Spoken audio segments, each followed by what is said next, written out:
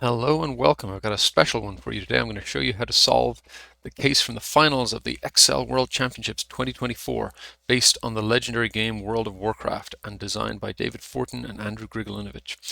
This one has taken me forever to put a video together for, and that is because there is just a lot to cover. So first, it's a cool, fun case, but it is a very detailed, complicated case. So to give you a sense, on the night, each of the finalists was given this handy-dandy manual of the case and given half an hour to read through it before we got started. I kid you not, this manual, see if I can show you here, is 7 pages long. First there's like covering half an hour's worth of instructions. Then, after getting the instructions, nobody came even close to solving the case in the 40 minutes we were given. It's probably more like an hour of kind of regular pace solve time. So it's like half an hour of instructions, an hour of solve time after getting that. And then I also just have some stories I want to tell because there are some interesting things that happened and didn't happen in the final. How I tripped up, how other people could have won, that kind of thing, that I felt like I wanted to include as well. I also interviewed one of the case authors, David Fortin, about one particular twist in the case that could have changed the whole outcome of the final. I interviewed him while he was preparing his Christmas dinner because that was when I could get him. There's him brandishing a knife at me, but in a friendly way. So there's all that to cram in, which is why it's taken me so long. The first attempt I made to record this video ended up being a sort of Lord of the Rings saga, an hour and a half plus. And some people told me just put it up anyway, I would watch it. And I believe them, but I think most people don't want to have a video that long. So what have I done to make it fit in? Well, one, more editing than I've done in like all my other videos in the last 3 years put together, which is why it's taken me so damn long. But I also did a few things a little differently with the case itself. So I'm just going to show you that. First, just all the inputs I've made into tables and given handy names. I usually do that as part of the solve, but just saving myself a few seconds here. Second, I've actually built a wireframe of the model. So like I built a full model and then deleted all the formulas, but left all the labels just to kind of keep my memory fresh of where things went, just because working memory is actually a huge part of the challenge of this case, like holding all the different moving pieces in your head. There's also a score tracker on this sheet. And then there's one big data table so for example, when I put in my final silver here, that'll link to, the level 2 calculation. It'll run that for all 20 players. And the slightly odd setup here compared to normal is, rather than having, somewhat independent levels, we're actually following a team of people. So like David as the example, and then a team of 20 through each of the levels. So as they go through, they're going to, do quests and do activities and gain gold and gain experience. And we need to follow that all the way through as they train up, as they level up, to the point where later they'll be ready to fight battles and then eventually ready to do some of the kind of epic boss battles that WoW is famous for. So that's what I got. Enough preamble. I'm going to dive on into the solve. I hope you enjoy it. Okay, level 1 is going to start off introducing us to the idea of experience points and experience level. So we're going to start off at level 1 at 0 experience points. After 400 experience points, we get to level 2, and then the cost of going up a level goes up by 12.5% per level. So it'll cost you, you'll need another 450 experience points to get to level 3, and so on. And so what we're given is the starting XP for each player. So David is at 908, which means he's got 400 to get to level 2, another 450 to get to level 3, but he has not yet got to level 4. So we have to convert that into a level. David's at level 3. So we're going to build a table for that. We'll go out to 75 just to be safe. XP to get from the previous level, so 0 for level 1, then 400 for level 2, and then we're going to go up in multiples of 1.125, so that to the power of a sequence 74, starting at 0, and that says 400, then 450, and so on across, and then we need the cumulative amount to get to any given level, so we're going to scan starting from 0 through all that and sum, and that gives us that. I'm going to name that range XP to make it easy to use, and so now over here we can just say X match each of these numbers against XP, exact match your next smaller item, because you snap down to the lowest level that you've cleared. And then there's a bonus question that asks, how many XP do you need to get to level 40? And we round up, so we're going to index XP by 40, round up to 0 decimal places, and now we've got our first 240 points. Okay, so for level 2, we've figured out what level we are. Now we want to level up until we get to level 40. And we're going to do that by completing a series of quests. And depending on our race, we're going to have a different order in which we tackle the quests. Every quest gives us gold and experience points, and 1 gold is worth 100 silver, which we sometimes need to convert. So what have we got? Here's our list of quests. Each location has 20 different quests with a code name, a location, quest name, the XP it grants, and the gold it grants. And I've already converted this into a table, and I've named that L2Q, level 2 quests. So first, a little bit of setup. To drive our data table, we need to put our player name in here. We're going to X match that player name against the list of player names here. And I've named that row number ActPL just to make it easier to reference other things. So now I'm going to say index on the race column by ActPL. And do the same thing for the class column. We'll come back to these ones in a later level. Then for our starting gold, starting XP, I'm just going to index on the inputs for this level by ActPL again, and index on this one by ActPL. Okay, so now let's think about the locations that we're going through. Well, it depends on our race, and we're given a table right up here to say these races go through first this location, then this one, and they keep going until they get to level 40. And you'll see that the undead don't have a 6th location, so it is what it is. So we're going to XLOOKUP this race in this table, lock returning from here, lock, and I want to flatten that out just because that's the way I've laid out my model, so we'll say 2 row. And then what we want to do is match these locations against the order that they appear here. So we're going to say X match this against L2Q location. So this tells me Durotar starts in row 81, the Baron starts in row 41, Ashenvale starts in row 21, and then the quest numbers for each of these are going to be the 20 numbers starting from there. So I'm going to say plus sequence 20 starting from 0. And that'll give me 81 to 100, 41 to 60, etc. And then I just need to flatten that out in the right order, which means reading by column. So now my running order is going to be first 81 up to 100, then 41 up to 60, and so on through. Then the XP collected can just be index L2Q XP granted by this. And we can do something similar for the gold, except it'll be gold granted, and point up to the row above. And then we want our cumulative XP and cumulative gold, so that's just going to be scan starting from here through the XP range, sum, and then the same thing for the gold. The target XP is just going to be index XP by 40, because that's the XP level we need to get to level 40. So then our total quests, we're going to X match this against our cumulative XP to figure out when do we cross that, and we need exact match or next larger item. So after 56 quests, we'll have enough. So then our final XP will be the 56th item from here. And our final gold will be the 56th item from there, and then just need to multiply that by 100 to get the silver. And quick check that 5725 does match the example, so now I can refresh my data table, and boom, that's level 2 out. There's a quick bonus for level 2 as well, which is how many W's occur in the quest name. So I'm just going to use my Lambda for this because it's a fairly standard trick. So we'll count awk, we'll concat all the quest names together. That's what we're counting in, and then count how many W's in that. And that's level 2 and the bonus, so we're up to 525 now. Okay, so now level 3, we're mining resources to try to get to 90 gold so that we can buy a mount to get around the world faster. So there are 5 different resources we can mine. We mine for a week at a time for up to 5 weeks, but we stop as soon as we get above the 90 gold that we need. We sell at the end of the week, and we mine in units, but we can only sell in stacks of 20. And there's a different price for each unit depending on the date we sell it. So let's go take a look at this. This is David. David starts mining on the 1st of January, so that means that his first week will end on the 7th of January, so he'll sell for the first time on the 7th of January.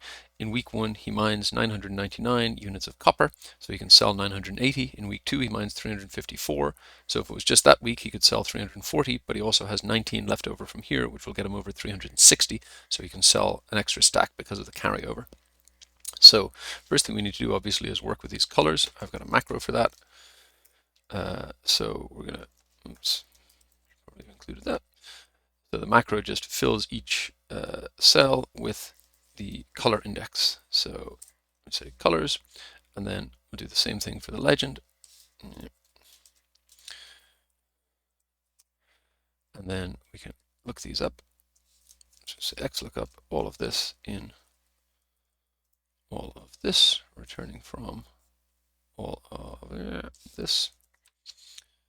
That gives me my materials, paste that in there, get rid of this, and now let's bring it over into our model. So our start date, again, we've got the active player variable to work with here, so we'll just index by that actpl.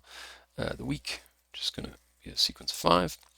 How many units we mine, it's going to come from here by actpl and 0. And what resource we get, again, from here by actpl and 0. Okay, so how much do we sell? Well, the first approximation is just int of this over 20.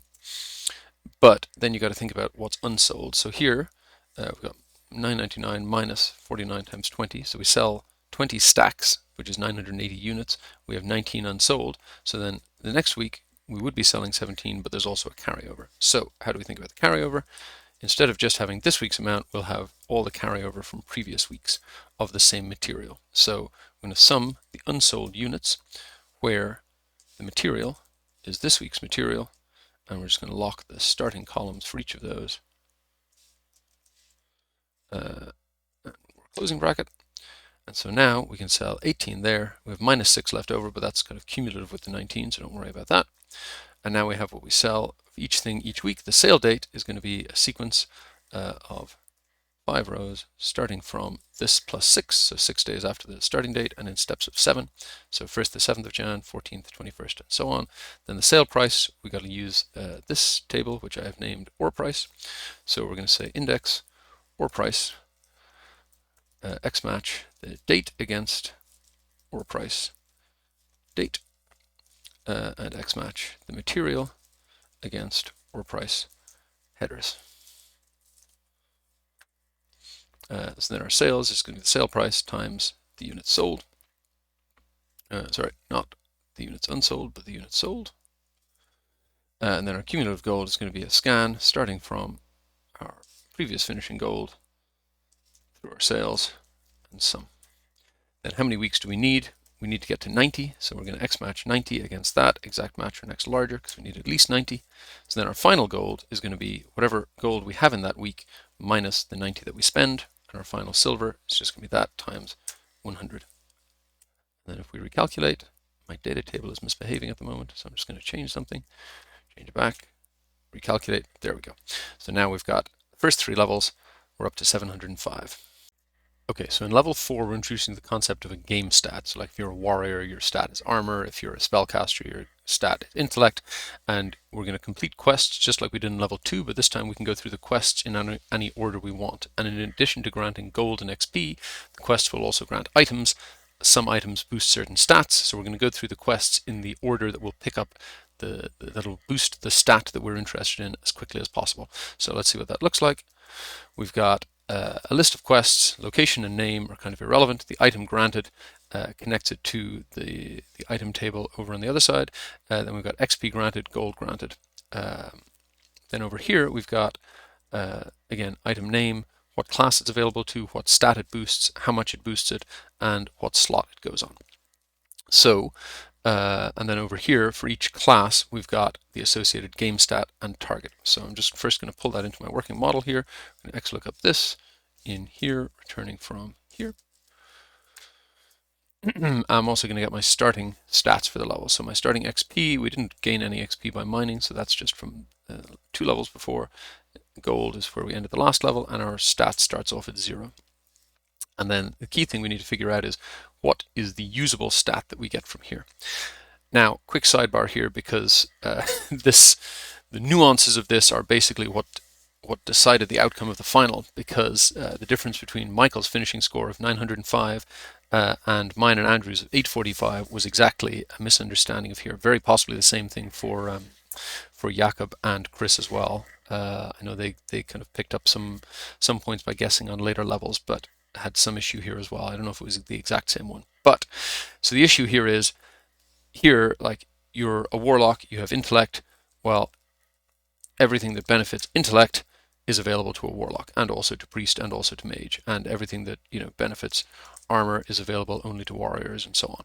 But so I thought, okay, this list class available is just a redundancy. You just need to get something that'll boost your stat. It turns out there is one stat where that is not the case, which is agility, which applies to hunters, druids, and rogues, but only some of them can use each of those weapons. So by selecting on the stat rather than on the available to class, you get 6 levels wrong and lose 60 points. I found out when I watched Hadyn's video that actually you can ignore the stat column because that is fully captured by the available to class. So that's one mistake. The other mistake that just lost me some time, I eventually spotted what was going wrong, is that I thought that this slot was relevant, that you could only equip the best thing on your head, the best thing on your shoulders, the best thing on your chest. So like here, the mage has, you know, something that can boost on their head and something else that can boost on their head. I thought you couldn't have both of those, but then it turns out, ignore the item slots. They're for reference only. I don't know why you include information that's for reference only, but it is what it is. So anyway, what do we need to do? We need to figure out the usable stat, and that can just be if isNumber search our class lock in whatever this is available to class. So if that's a number, then give me the stat, otherwise give me 0. And so that's the usable stat for this class. And then the stat boost, we can just XLOOKUP the item in here, returning from the usable stat. And so now we want to go through these in the order that will give us the biggest stat boost, and where there's a tie on stat boost, so I think there is here for 15, we'll go through them in the order that gives the most XP first.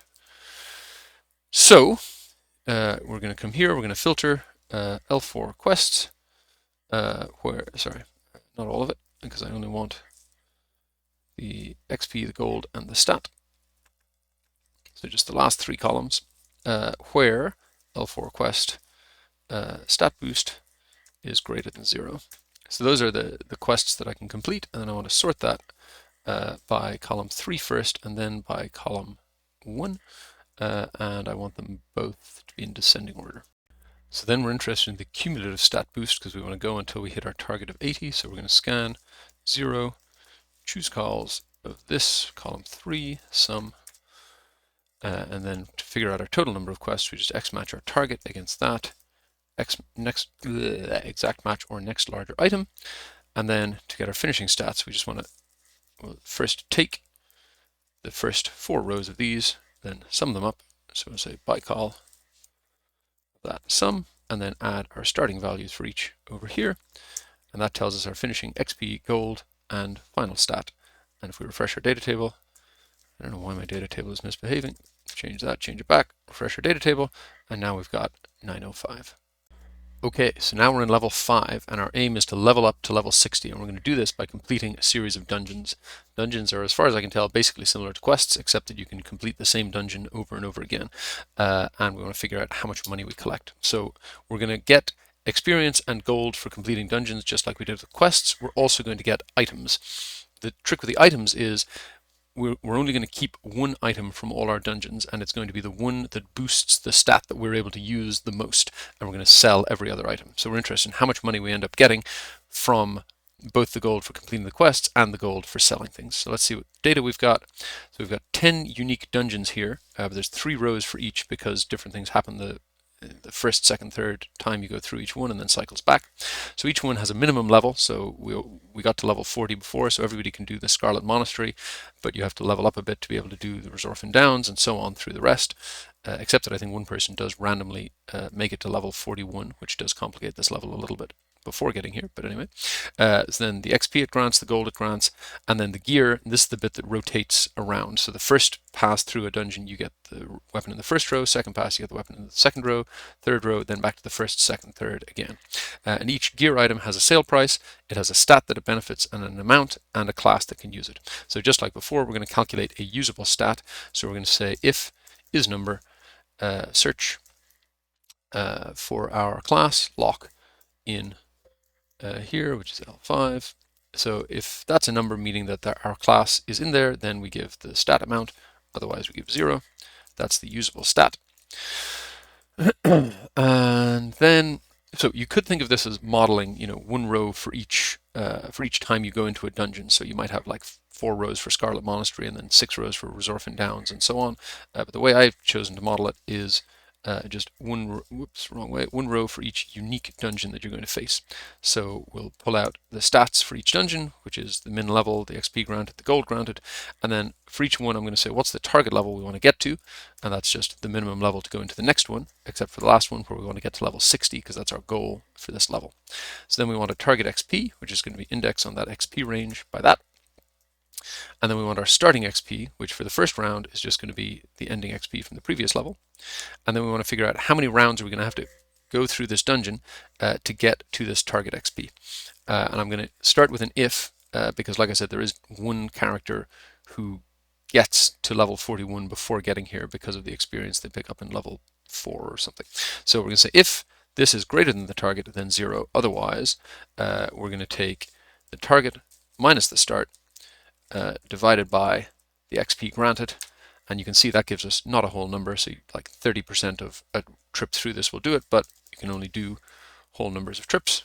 So we're going to round that up to 0 decimal places, and then our finishing XP is just going to be the start plus the number of times we've gone through times the XP granted. And then we can corkscrew this along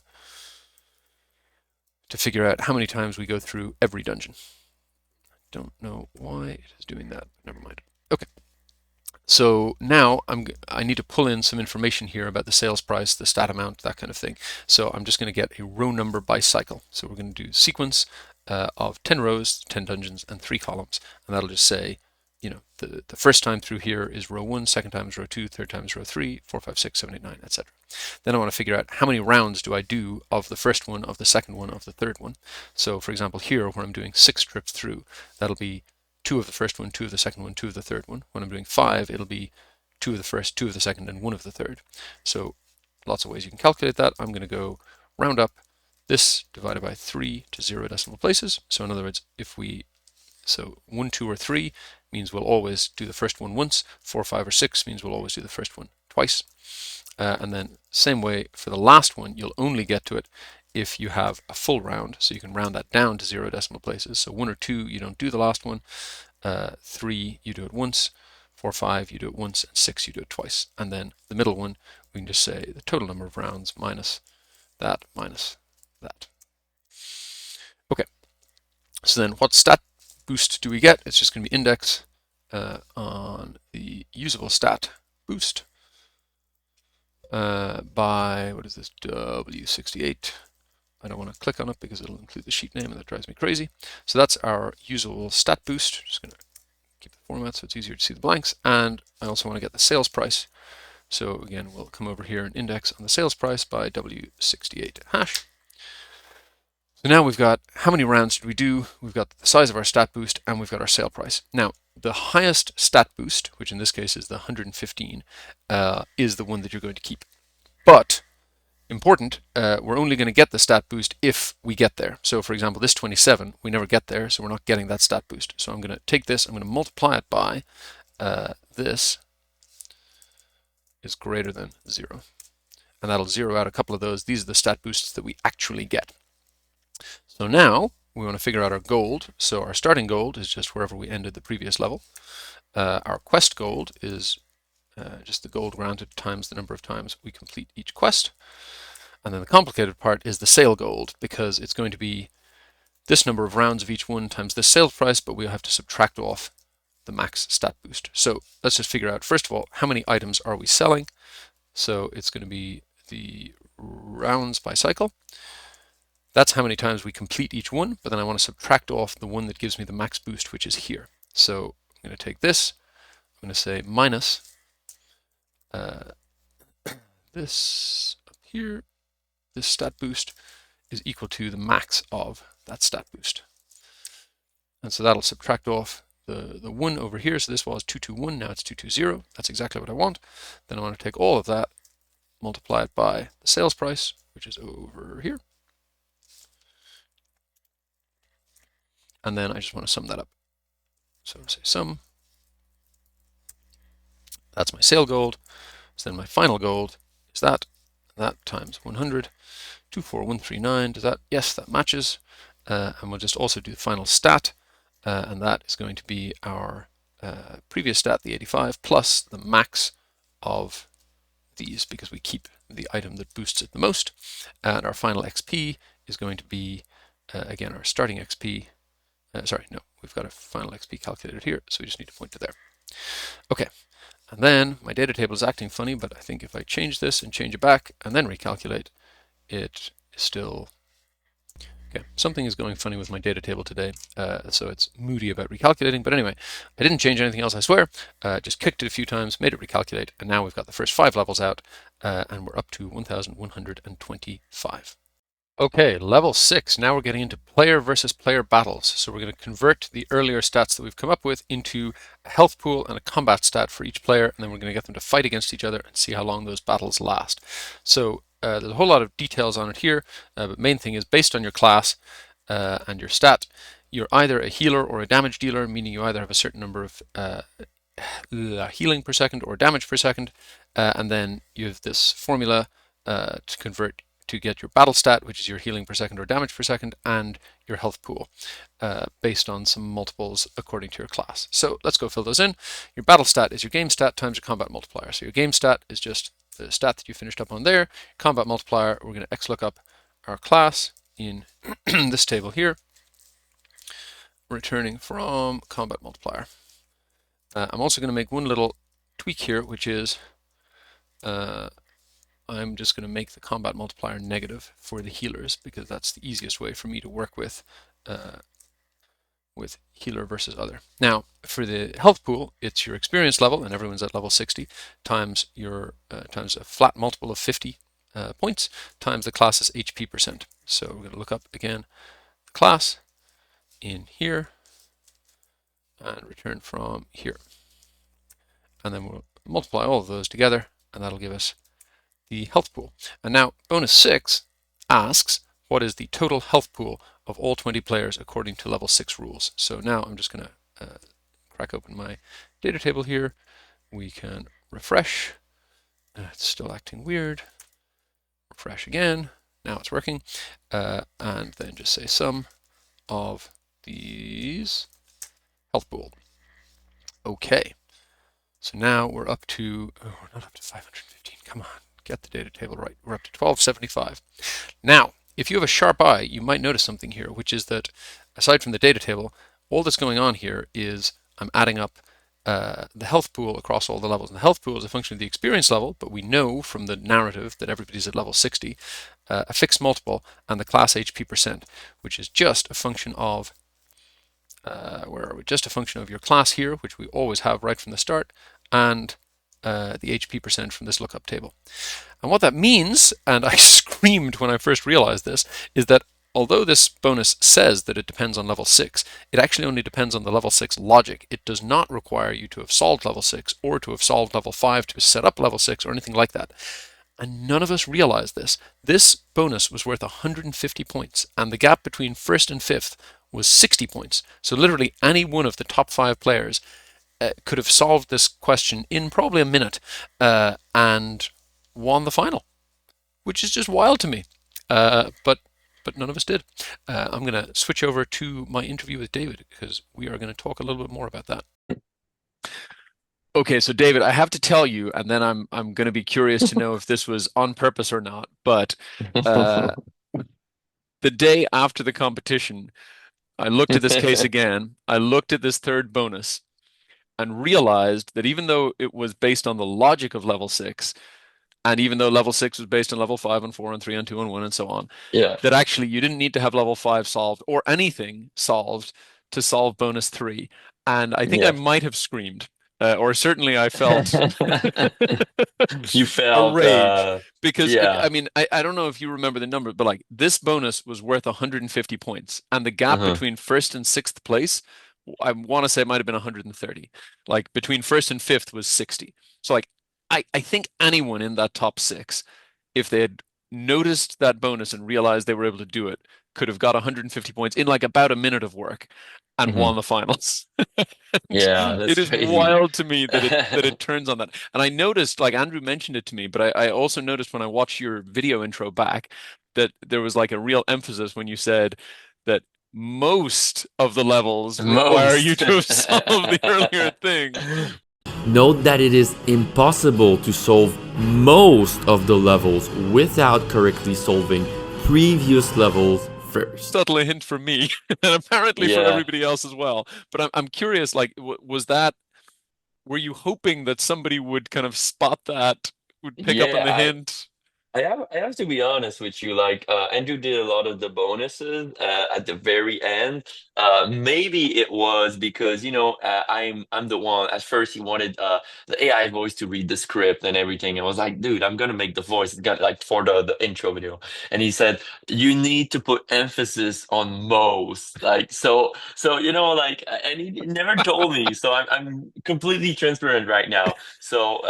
Yeah, and it's crazy to think that, I'm sure even if it's intended or not, like I'm sure he didn't think like that it could have changed everything, right? So that's crazy to think. But I remember he said you need to put emphasis on most, like say it like really loud. So is it something I don't know. Maybe we'll have to ask the guy. But Anyway, enough of the what ifs. Let's get back to this. We figured out the damage per second or healing per second, the health pool. So player is this. The opponent is going to be index on level 6 here by, again, actpl. And we're going to want 1 times text after. That after player. Actually, after space would just be fine. Okay, and now I'm going to unhide my data table over here so that we can look these guys up. So we're going to xlookup David in all of this, lock returning from this pair of stats. So this is our battle combat stat and our HP. And then we can collapse that again, and we'll grab the same calculation for the opponent. So the rounds to win, the only thing you need to think about here is it's a little different if one of the players is a healer. So I'm just going to go to a different battle here where one of the players is a healer. So the rounds to win is going to be, first, if you do no damage, then your number of rounds to win is not applicable. You're never going to beat your opponent. You can only delay them beating you. If you do damage, then we want to take your opponent's hit points divided by the damage you do in a turn. And that's going to be your damage, but also if your opponent is a healer, then we need to subtract that off. So we're going to say subtract off the min of this and 0. So that will be 0 if they're not a healer, but it'll subtract off their healing if they are a healer. And so that'll say 13.999, and obviously we only go in full rounds, so we round up to 0 decimal places. Copy down here, and point that up, and point, grab it. No, yeah. There we go. And then the question is how many seconds does the battle last, which is just the minimum of those two. And hopefully my data table will behave. And that's gone wrong, but the rest of it worked. And that's level 6. Okay, finally we're on to level 7, where we're conducting raids, meaning a team of players fights a boss. So the whole team attacks the boss and heals whoever the boss is attacking. The boss can attack one player at a time, and the team can sort of position themselves to decide the most favorable order for the boss to attack them in. So what have we got? We've got a boss to defeat, and we've got each player has 4 allies who are going to fight with them. The boss has a table of stats here for their hit points, damage per second, XP granted. We don't use the gold. And then there's this thing about the logic in which the players are hit, which I've copied over here because we're going to need that in a minute. So first, let's go get our boss, and that's going to be from here. Again, index on the active player. Then we'll get the boss stats. So that's, I'm going to flatten them into a column because that's the way I have it laid out. We'll xlookup the boss in the boss table here, returning from hit points, damage, and XP granted, because like I said, we don't use the gold, and flatten that to a column. Then our party, it's going to be the player themselves, and grab their list of allies from here. And again, we'll index with active player. Oops, sorry, then I need to flatten those. Again, because that's the way I have it laid out. And I also want to get rid of the player, so we're just going to do 1 times text after all of this stuff. What comes after a space. Okay, and now up here in my data table, I have my damage and HP. So we're going to look this up in here, lock returning from here. So this is the combat stat, and then the next one is the HP. So I'm going to lock that just in the row, so it'll copy across the column. And I need to lock that as well. And then I can copy that across. And now I can hide that table again. Okay, so now here's the key part. We need to figure out the order in which the party fights. So we're going to sort by this. So first, we're going to sort by players who deal damage first. So we're going to say this is greater than is less than 0 because false comes before true. So that gives me my number 2, who's the healer, goes down to the end. That's what I want. Then I want it descending by HP, so that in negative order, and then I want it with the lowest DPS or the lowest HPS next. So we're going to sort by the absolute value of this in descending order. And then I'm just going to lock each of these columns. So we'll lock that, and that, and that, so that I can sort all 3 fields in that order. So now the party damage, we're just going to say some ifs of this. Sorry, not some ifs, but some if, because I can only want one condition, greater than 0. Sorry, not because I only want one condition, but because the condition column and the value column are the same. Then the boss damage is going to be the boss's damage minus, again, some if of this, where it's less than 0. And sorry, it shouldn't be minus, it should be plus, because I've already got a negative sign on it. So the boss does 1100 damage, but we negate a little over 300 of that, so they end up at 798. And then the boss's HP just starts off here. And then how does this continue? Well, the party's damage is going to be this minus the max of this and 0. So in other words, if a fighter dies, we'll take away their damage. And the boss damage similarly is going to be this minus the min of this and 0. So if a healer dies, we'll take away their healing. So that doesn't happen until the end here, but if there were another round, then they'd be back up to full 1100. Then how many rounds does it take the team to kill the boss? So we're going to say if the party damage is equal to 0, if all the fighters have been killed, then just call it 1000. Otherwise, we're going to round up the boss's HP divided by the party damage to 0 decimal places. So it would take the team 11 rounds like this to kill the boss. And how many rounds will it take the boss to kill the first team member? That's going to be, again, sorry, we'll say if the boss is dead, then 0. Otherwise, we'll say round up the HP of the active player divided by boss damage to 0 decimal places. And then how long does the fight last? Before the current player dies or the boss dies is just the minimum of those 2. Then the boss's HP is going to be, we'll take max of 0 and this minus the number of rounds in that previous configuration times the party damage. So, and then we can copy down all the rest. So in this case, it would take the team 11 rounds to kill the boss here, but the boss kills the first team member in 5. So then we move into this configuration where the team does less damage. It would take the team 7 rounds to kill the boss given the HP he's left on, but the boss kills someone in 5. So we go again. This num thing is weird, but anyway, this time the team can kill the boss in 3 rounds.